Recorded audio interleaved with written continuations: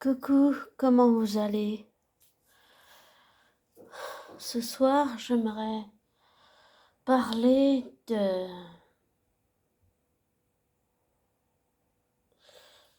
d'un personnage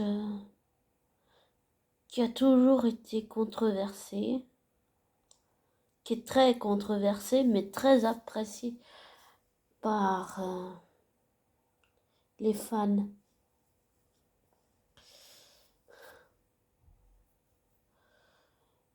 Et ce qui manque dans l'analyse de cette personne, de cet être humain, même si c'est un personnage de fiction, pour moi ça reste avant tout un être humain, même s'il a des pouvoirs magiques et tout, et même si c'était un excellent professeur de potions et de force contre les forces du mal,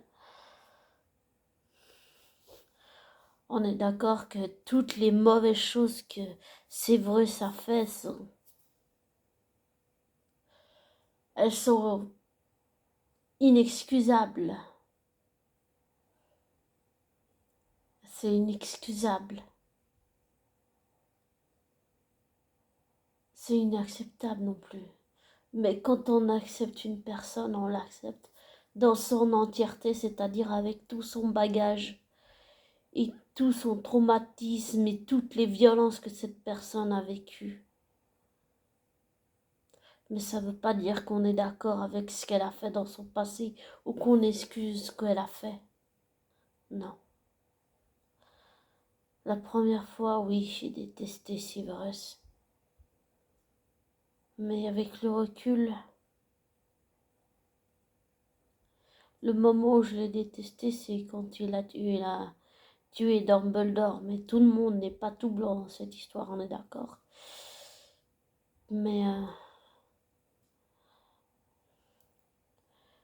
à ce moment-là, j'avais déjà compris le double jeu de Severus. J'ai compris que ce qu'il avait joué, c'était un jeu très très dangereux. Et Severus, malgré tout ce qu'il a fait d'horrible, Severus a vraiment sacrifié énormément de choses. Et je sais pas si tous les professeurs, rares soient-ils, auraient fait le quart de tout ce qu'a fait Severus Rogue. Mais ce qui me manque pour moi, c'est le côté émotionnel. Par exemple, un de mes moments préférés, bon, qui était très intense, c'était le moment où quand Harry réussit à pénétrer avec l'occlumencie l'esprit de Severus Rogue et qu'il a tout vu et tout, et qu'il a compris certaines choses que Severus avait vécues. Mais c'était juste avant, quand ils étaient en train de se disputer, et il lui a dit, il a dit, votre père adoré était un salaud. Puis il lui dit, ah non, c'était pas un salaud. Et que Harry lui balance, vous êtes à lâche. On voit le visage de Séverus qui se tord de douleur d'un coup. Ça c'était vraiment impressionnant quand même. Parce là, on voit toutes les émotions de Séverus, même si on ne sait pas ce qu'il ressent. Là, on a clairement l'image de ce qu'il ressent à l'intérieur de lui. Et c'est vrai que Séverus était quelqu'un de très aigri, quelqu'un de très renfermé. C'était un homme compliqué, tellement d'une complexité incroyable. Comme Loki un peu. Loki et Severus et Geralt aussi. Ce sont même si ce sont des personnages de fiction, et même s'ils ont des pouvoirs magiques, que ce soit un sorceleur, un professeur de potions magiques, et ah, j'ai oublié, désolé. Je suis un peu fatiguée. Enfin, que ça soit Loki, eh bien, avant tout, pour moi, ça reste, même s'ils ont des pouvoirs magiques, que ce sont des sorciers, pour moi, avant tout, ça reste des êtres humains quand même, avant tout, et émotionnellement, ils sont d'une complexité incroyable. C'est vraiment... Et j'adore décortiquer, explorer tout ça. C'est le genre de personnes qui m'attire parce que ils sont d'une complexité incroyable. Ce ne sont pas des hommes ni faciles à cerner, ni faciles à comprendre, ni faciles à prendre le temps d'apprendre à aimer ces êtres humains. Pas seulement parce qu'ils sont des sorciers, mais en tant que personnes, pour les personnes qui sont au fond d'eux-mêmes. Et pas pour leur magie ou parce que ils sont célèbres et tout. Non, mais pour leur personne en tant que eux-mêmes, en tant que Severus, en tant que Geralt, en tant que Loki. Et j'adore, comme j'ai dit, décortiquer tout ça. Et quand je vois ces personnages de fiction qui pour moi, même si c'est dans la fiction, donc pas dans la vraie vie, ça reste pour moi avant tout des êtres humains, c'est le côté émotionnel sur lequel je me penche. Et je suis pas comme les autres youtubeurs, c'est-à-dire je fais pas des notes. Quand j'en fais, c'est rare, mais je vais plutôt à l'instinct, à l'intuition, à l'émotionnel. Surtout avec ces trois personnages, et particulièrement avec Loki et Severus. Parce que, parce que, avec mon passé, je me ressens liée à eux, oui, c'est vrai. Avec mon propre passé, tout ce que Severus il a vécu, je l'ai vécu. Tout ce que Loki a vécu, je l'ai vécu. Bon, la différence entre Loki et moi, c'est que je savais que j'étais adoptée depuis longtemps. Lui, il le savait pas. Ça a été un choc énorme. Ça a été violent pour Loki, tellement violent. Et l'agressivité de Severus envers Harry et ses amis et favoriser les Serpentards et avoir ces comportements enfantins qu'il a eu, ça, je pourrais jamais cautionner ça. Mais accepter Severus, c'est aussi accepter toutes ses parts d'ombre. C'est comme accepter Loki, c'est l'accepter avec tout son bagage et tout son passé et toutes ses violences. Geralt, c'est pareil, c'est l'accepter avec tout ce qu'il est et toute sa violence en lui. C'est, c'est ça, et ils sont vraiment complexes, ils sont vraiment complexes, et je trouve que J.K. Rowling, Joanne J.K. Rowling, elle a réussi à faire ça avec Severus. Elle m'inspire beaucoup pour mon livre, pour, pour un certain personnage. Ça m'inspire énormément. Je vais pas spoiler lequel, mais on va dire pour un de mes personnages de mon livre. Voilà. Et puis ensuite, eh bien, pour Loki, le personnage, il est d'une complexité aussi là, c'est énorme, tout ce qu'il y a à explorer. Et j'aurais tellement aimé pouvoir dire à Severus que les choses assez s'arranger.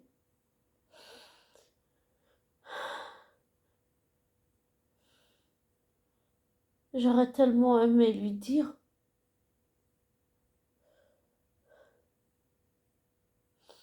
que la voie des mange-morts n'était pas la solution.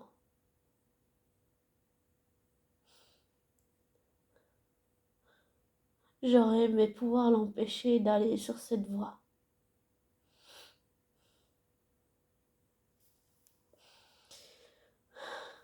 Ce qui me permet de tisser un lien émotionnel avec Severus, c'est mon passé en fait. Comme avec Loki ou Geralt, mon passé est lié au passé de ces personnages.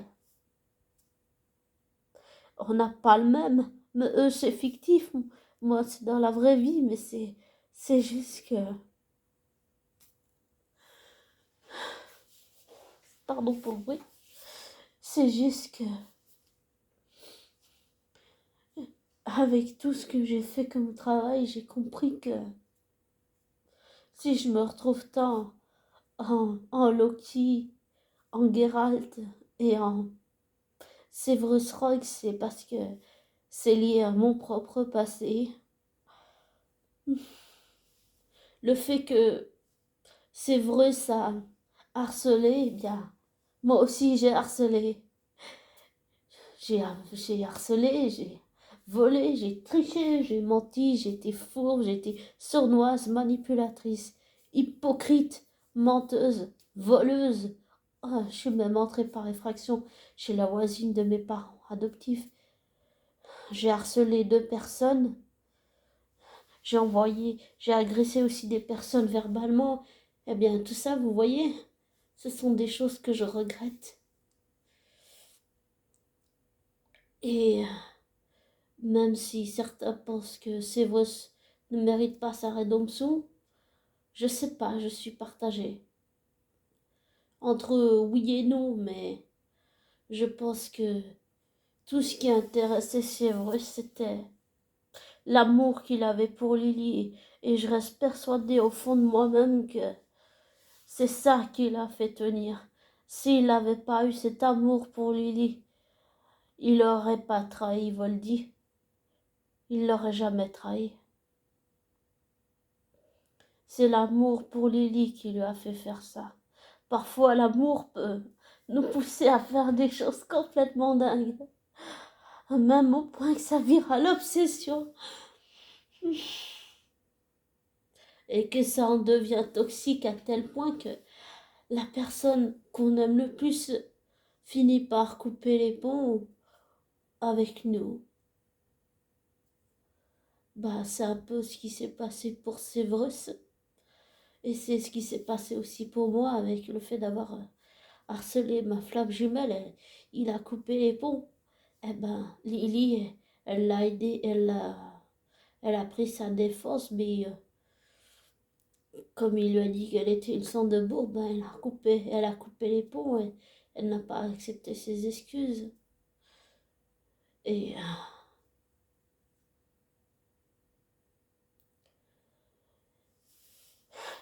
et Loki, il sait pourquoi il a fait ces choses qu'il a fait, qu'il aurait jamais dû faire. Et comme pour Severus, je reste persuadée qu'au fond de lui, le Loki qu'on connaît, c'est le Loki qu'on avait dans la saison 1, c'est un Loki qu'on n'avait jamais vu jusqu'à avant. Et c'est son amour pour son frère qui l'a fait tenir. Je pense que même s'il a... Parce qu'un Loki ne peut pas mourir vu que c'est un dieu. Eh bien, je pense que ce qui l'a fait tenir, c'est son amour pour son frère. Et l'amour, c'est mieux que la haine. Ça doit pas nous aveugler non plus, on est d'accord. Surtout si c'est une personne toxique, là, il faut fuir, c'est sûr. Si c'est un homme pervers narcissique, si c'est une femme perverse narcissique, c'est sûr, là, il faut prendre la fuite. Mais des amours comme... pardon. Comme celui que Séverus avait pour Lily et l'amour que Loki a pour son frère Thor, ben ça, ce sont des choses parfois qui nous font faire des choses de malades, des choses dingues qu'on se serait jamais cru capable de faire. Et on le fait, et parfois ça peut... Ah, on peut le regretter, oui. Beaucoup le regretter. Surtout si on fait du mal à l'être aimé. Ou alors qu'on le perd. Et bien toutes ces choses que Severus a fait, oui. D'une certaine façon, toutes ces choses que Loki a fait, oui, je les ai fait. Et oui, je les regrette, mais ce sera jamais excusable, ce sera jamais pardonnable. Toutes ces choses que j'ai fait comme Severus. Non, jamais. Mais ça veut dire que c'est pas parce que je suis pas pardonnable que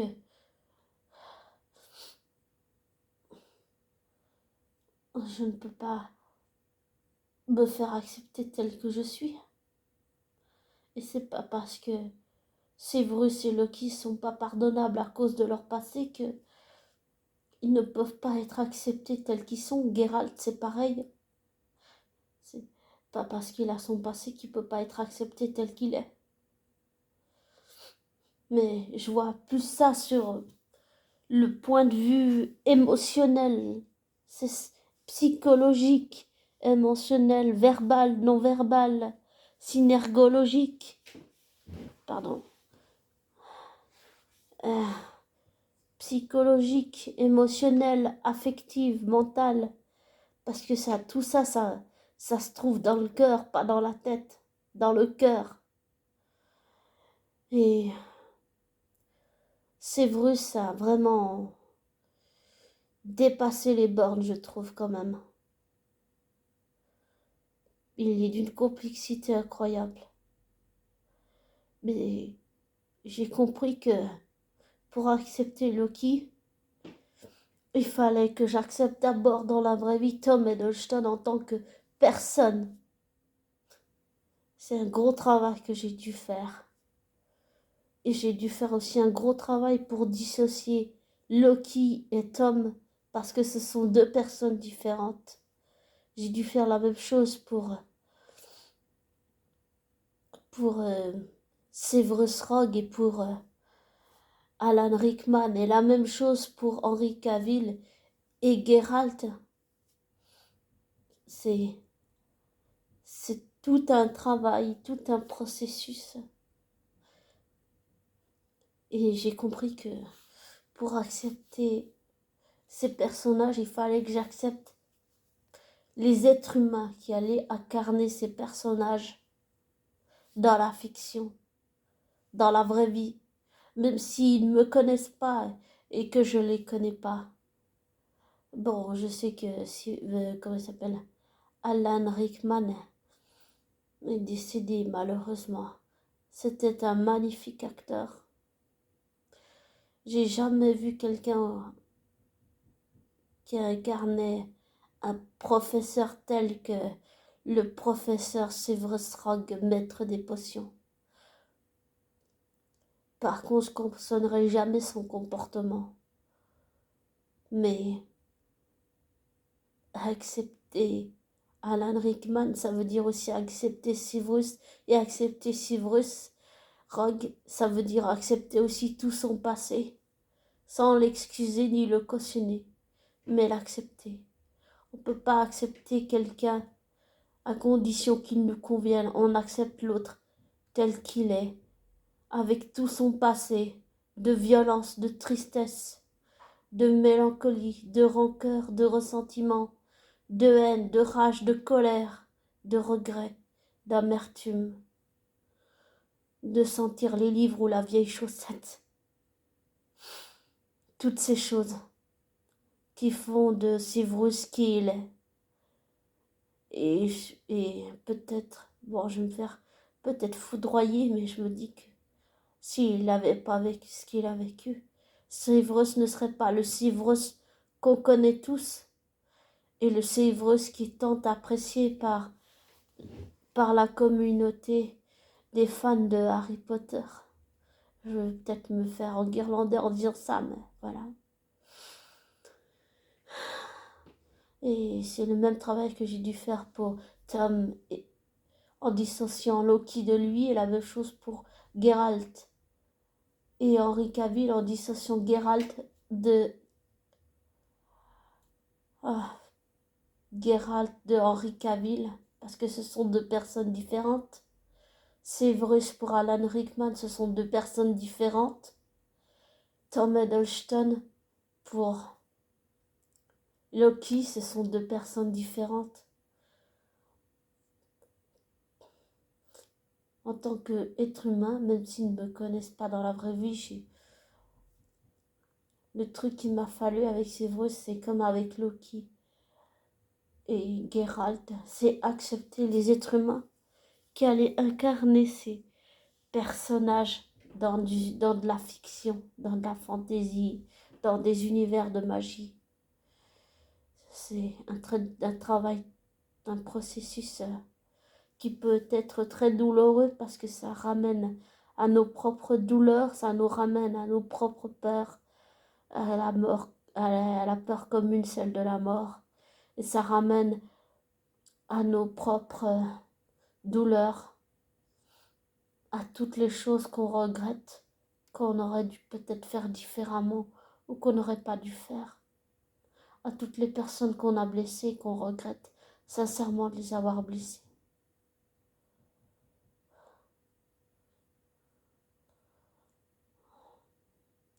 Alors je sais pas si Séverus aurait pu réparer sa relation avec Harry, mais je me pense qu'avec le temps peut-être ça aurait pu, oui, ça aurait pu, je pense avec le temps que Séverus aurait pu réparer sa relation avec Harry et moi je sais pas, peut-être que oui. Malgré tout, dans mon cœur il subsiste un petit espoir que oui. Et beaucoup disent que la théorie la plus folle, c'est que Severus ne serait apparemment pas mort parce qu'on voit pas son corps. Alors, je pense que là aussi, je vais me faire peut-être enguirlander, mais que je pense que c'est vrai et qu'il a réalisé le rêve que Lily voulait pour lui, c'est-à-dire faire le tour du monde et tout ça, et pas être dans ses vieux livres et dans la vieille chaussette. Ah, toutes ces petites choses de Séverus me manquent tellement. Mais ça explique toujours pas. Je me suis égarée, mais comme j'ai dit au début, ce qui m'a permis de tisser un lien vraiment émotionnel avec chaque personnage, c'est leur passé. C'est vraiment leur passé et le fait que je me retrouve en eux à cause de mon propre passé. Que la vie en ce moment me renvoie bien à la gueule. Ça fait plutôt mal. Mais voilà. Et pour Paul Atreides et Timothée Chalamet, c'est encore plus différent. Là aussi, c'est un personnage d'une complexité incroyable. Derrière sa froideur, il y a toutes ces émotions cachées. Mais c'est pas Timothée ou Paul qui va vous les donner, c'est à vous d'aller les chercher, en fait. Là aussi, j'ai dû faire un gros travail pour ne pas associer Timothée à Paul, parce que ce sont là aussi deux personnes différentes. Et là aussi, j'ai dû faire un gros travail à accepter l'être humain qui est Timothée pour pouvoir accepter Paul. Je sais pas si pour certains ça arrive, mais on va dire que c'est une façon, après chacun a sa façon de créer son lien émotionnel avec certains personnages de fiction, mais on va dire que pour moi ça a toujours été pas seulement énergétique, ça a beaucoup aussi le côté émotionnel. C'est, c'est très émotionnel, c'est ce qui me permet de créer un lien avec le personnage. C'est par exemple, tu as l'impression que le personnage comme Paul est froid, alors qu'en fait pas du tout.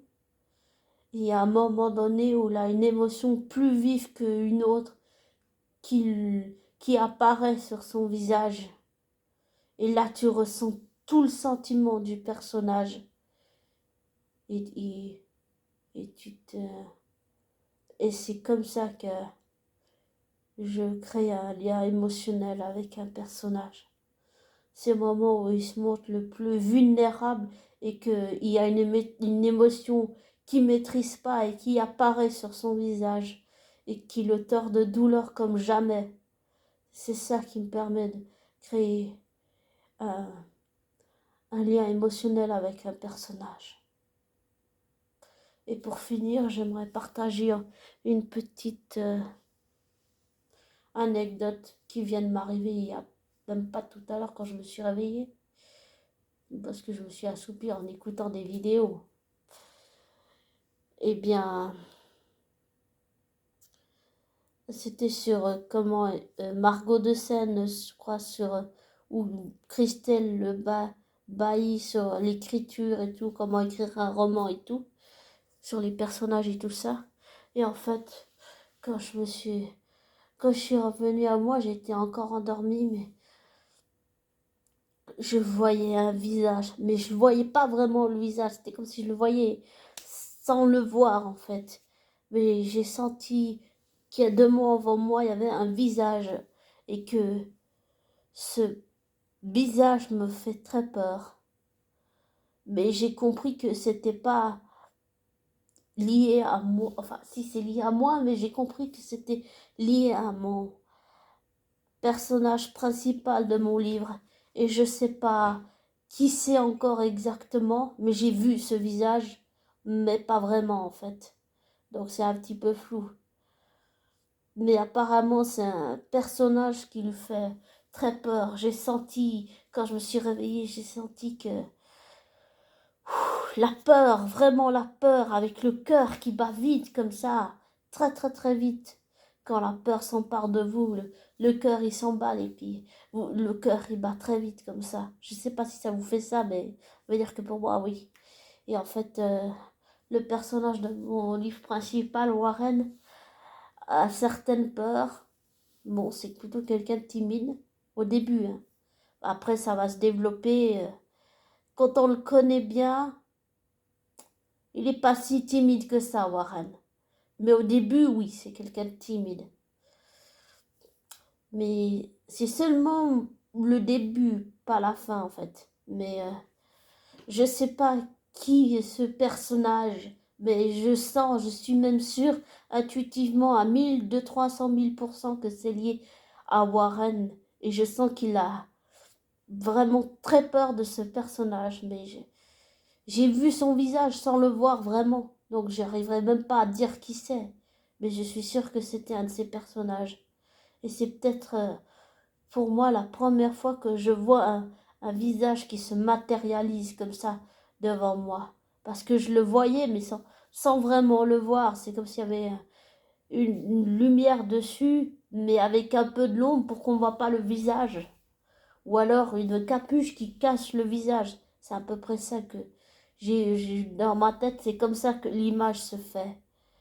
Et c'est bien pour moi la première fois que je vois un visage se matérialiser presque comme ça devant moi. C'est vraiment la première fois. Et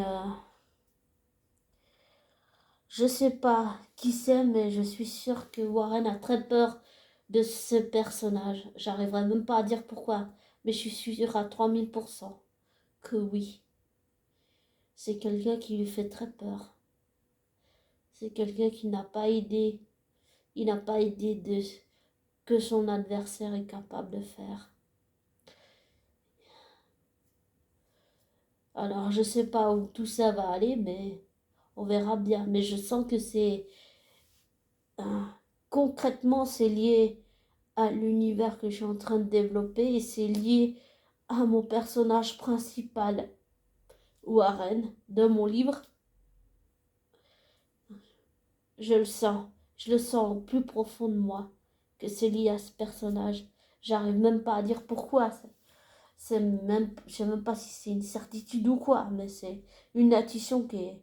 Enfin, non, c'est même pas une intuition, c'est une certitude que c'est lié à Warren, mais j'arrive pas à dire pourquoi il lui fait peur. J'arrive. Je sais pas, peut-être que ça doit lui rappeler quelque chose de son passé.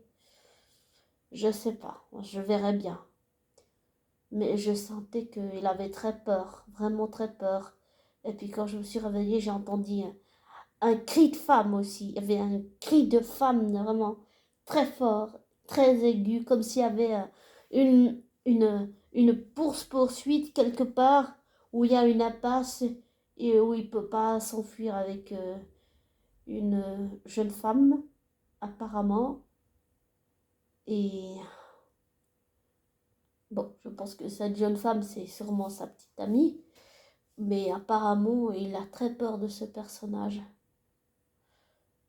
Ah, il a très peur de lui. Warren a très peur de ce personnage, de cet ennemi redoutable. J'ai peut-être ma petite idée, mais je suis pas encore sûre de qui c'est. Mais je commence à en avoir ma petite idée, oui. Et pour ce qui est, je voudrais aussi reparler de Lucas Adorable, un youtubeur que j'adore. Pour Lucas, bah, je me suis beaucoup inspirée de Lucas Adorable, mais Lucas, pas en tant que youtubeur, mais en tant qu'être humain, même si je ne le connais pas dans la vraie vie. Je me suis inspirée de lui pour un de mes personnages qui s'appelle Lucas aussi. Physiquement, il ressemble, c'est le portrait caché de Lucas, physiquement seulement, mais c'est pas Lucas vraiment, on va dire. J'arriverai pas à expliquer ça autrement.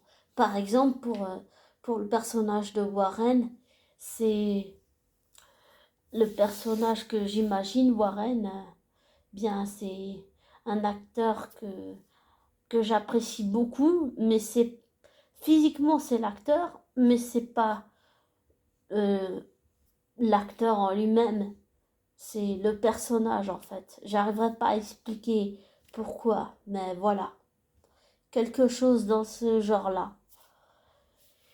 Et tout ça, c'est inspiré de beaucoup d'univers. Joanne J.K. Rowling, euh, Joël Dicker, John Ronald Tolkien, J.R.R. Martin. Pour les réalisations de films ou de séries, bah, par exemple, Kate Aaron, ou Aaron, je ne sais plus, qui a réalisé toute la saison 1 de Loki. Euh, euh, euh, Euh, et aussi un autre réalisateur que j'aime beaucoup, Peter Jackson, pour tout ce qui est la trilogie la trilogie du Hobbit et du Seigneur des Anneaux. Et puis, moi, il y en a encore plein d'autres, mais j'ai pas tous les noms. Mais ça, ce sont mes préférés, on va dire ça comme ça, pour le moment. C'est mes fétiches, en fait. Ouais, c'est mes fétiches. Et je trouve très remarquable tout le travail que toutes les équipes, par exemple pour Loki, toutes les équipes, tout le travail qui a été fait, toutes les mises en scène, tous les costumes. Bon, il y a des fonds verts, des fonds bleus, voilà, mais pour le reste, c'est vraiment bien fait et j'apprécie énormément, même si je sais que pour les acteurs et les actrices de la série, c'est beaucoup, beaucoup, beaucoup, beaucoup, énormément, énormément de travail. Et que pour toutes les équipes qui sont autour d'eux, c'est aussi beaucoup de travail dans le script, la production, les éclairages, les machinistes, tout ça, les réalisateurs, les dialoguistes, tout ça, les scénaristes, tout ça, c'est beaucoup, beaucoup de travail. Les showrunners, c'est beaucoup de travail, tout ça. C'est vraiment magnifique. J'adore le travail qui est fait. C'est une approche qui me plaît beaucoup, beaucoup, beaucoup, beaucoup. Et pour en revenir à, par exemple, on va prendre Freya, Alan, euh, euh, Freya, Alan, Anya Charlotra, Henri Cavill. euh, pour la saison 1, par exemple, mais on va dire pour les extraits de la saison 2 que j'ai vu aussi, les bandes annonces. Eh bien, je trouve le travail que Lauren Eastrich a fait et le fait que, même s'il n'a pas le contrôle, comment il s'appelle l'autre là, Tolkien, non pas Tolkien, ah, le Tolkien polonais, on peut dire ça comme ça, Euh, ah oui, Andrei Sapkowitsky, c'est aussi un de mes auteurs préférés maintenant. Euh, et ben, euh, je trouve le travail, c'est vraiment bien fait. Ouais, c'est vraiment tout le travail, toutes les équipes, tout le staff, c'est vraiment bien fait. Et j'apprécie l'idée qu'ils aient tourné et pas que dans des fonds verts ou des fonds bleus, mais qu'il y ait vraiment des vrais décors. Ça, c'est encore mieux. C'est plus enrichissant. Ça matérialise plus la série. Ça ancre plus dans l'univers de Dark Fantasy de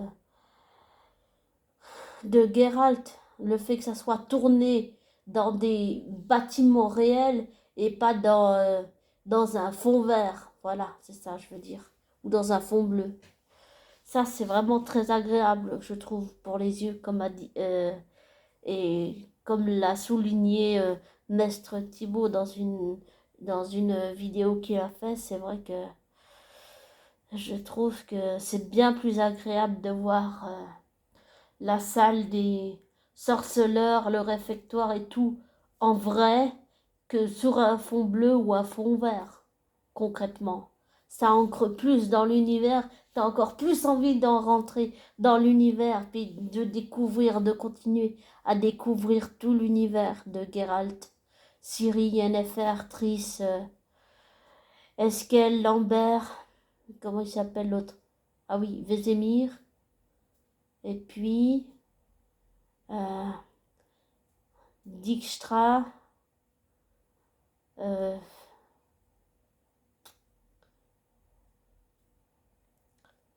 hmm.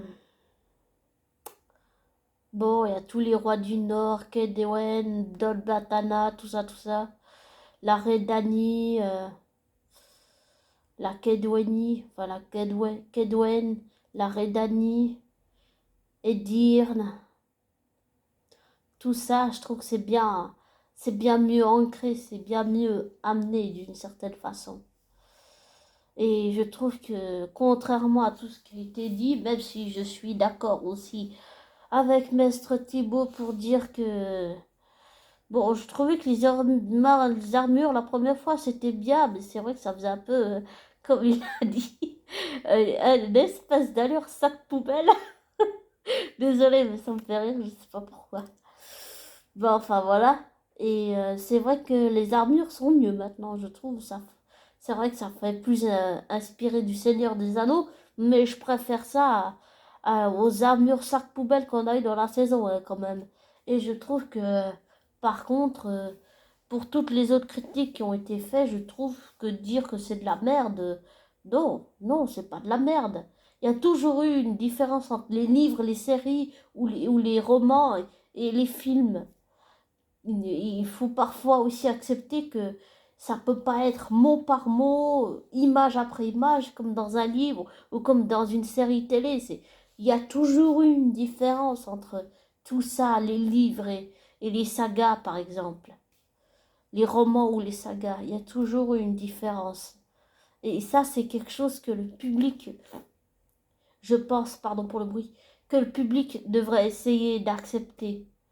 Et je pense, contrairement à beaucoup, que Lorraine Istrich, la, la réalisatrice, pardon, désolée, que la réalisatrice Lorraine Istrich, ou showrunneuse plutôt, on va dire, je trouve que, pardon,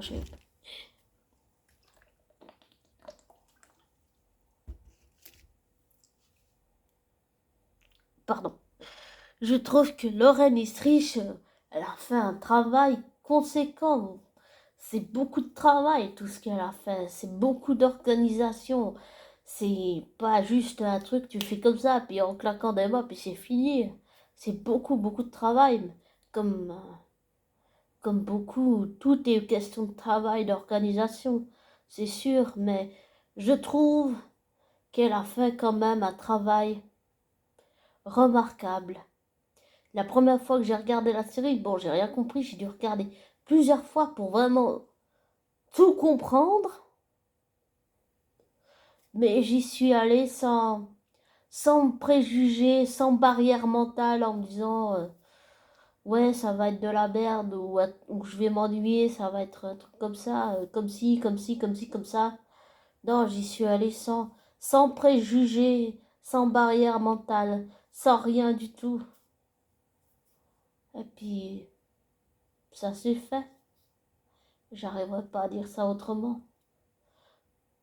Et c'est la même chose pour Loki, pour Geralt, pour Severus. J'ai dû faire aussi un travail sur le fait de laisser tomber les barrières mentales de préjugés que j'avais pour pouvoir les accepter, chacun à leur manière. Et pour les accepter chacun à leur manière, j'ai dû faire un gros travail pour accepter Henri, Alan et Tom en tant que personne, en tant qu'être humain. Même si ils ne me connaissent pas dans la vraie vie. Voilà. J'ai compris qu'il y avait toute une sorte de... Pas vraiment de travail, mais c'est comme s'il y a tout à défaire pour tout refaire d'une certaine façon, sans vraiment faire du travail sur soi. Mais c'est plus avec les barrières psychologiques, les barrières mentales, tous les préjugés qu'on nous met dans la tête vis-à-vis des uns des autres. C'est surtout ça qu'il m'a fallu défaire pour pouvoir accepter tous ces personnages, pour pouvoir les comprendre. Et un jour, je discutais avec, à propos de Loki, euh, avec quelqu'un sur une vidéo. Dans les commentaires, je sais plus qui c'était, désolée pour cette personne, même si je la trouve très sympa. Cette personne m'a dit quelque chose qui m'a touchée. Maintenant, mais que peut-être sur le moment j'ai pas compris, mais que maintenant je comprends tout le sens de ce qu'a dit cette personne. Elle m'a dit, et peut-être que je pense que je suis pas la seule sûrement à avoir compris Loki, mais cette personne m'a dit qu'elle avait jamais vu quelqu'un comprendre aussi bien Loki de l'intérieur, je veux dire, psychologiquement, affectivement, mentalement, émotionnellement, on va dire synergologiquement, comportementalement, verbalement, tout ça, quoi. Avant, ça m'a pas touché, mais maintenant, oui, ça m'a touché parce que maintenant, je comprends le sens de cette phrase que cette personne m'a dit, ouais. Ça m'a marqué quelque part. Inconsciemment, oui, ça m'a marqué. Et, et, et je pense que je suis pas la seule quand même. Non, je suis pas la seule. Non.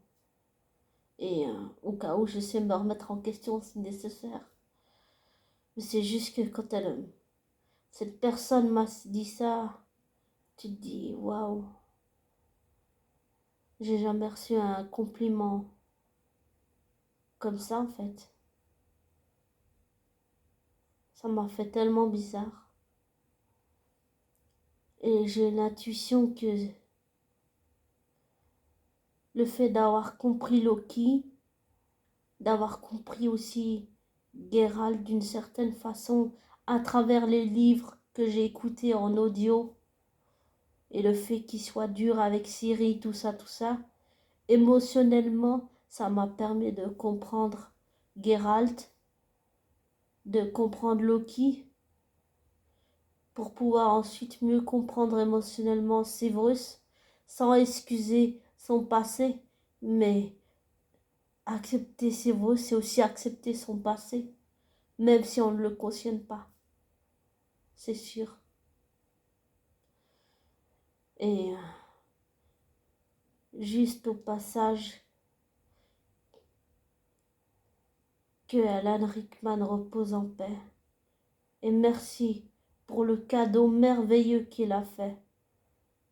Ce rôle, oui, a changé sa vie, mais merci, merci. C'était un merveilleux cadeau que vous nous avez fait, Alan Rickman. C'était magnifique, c'était magnifique. Vous vous êtes investi personnellement et intimement en tant que Severus Rogue, au point de faire peur quand même. Ce qui est rare quand même, je sais pas, mais au point de faire peur à Daniel Radcliffe quand même, ça c'est pas rien. Mais merci, merci, vous nous avez fait un merveilleux cadeau. Et comprendre, vous nous avez donné le cadeau ultime de pouvoir comprendre Severus émotionnellement de l'intérieur. Et ça, c'est un merveilleux cadeau que vous nous avez fait, Alan Rickman. Alan Rickman. Alors merci, merci, merci mille fois et reposez en paix.